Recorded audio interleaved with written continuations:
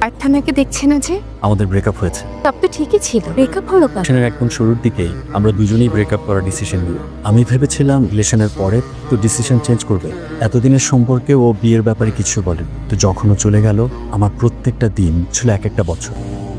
কিন্তু ও যদি আমাকে সত্যি মন থেকে ভালোবেসে থাকে, এটাই আমার জন্য এনাফ। তোমাদের দুজনকে একসাথে দেখতে আমার ভীষণ ভালো লাগতো। তোমাকে একটা কথা জিজ্ঞেস করলে কিছু মনে করবে না তো? ওমরকে অনেকদিন হলো দেখছি না, তোমাদেরও কি আবার ঝামেলা হয়েছে?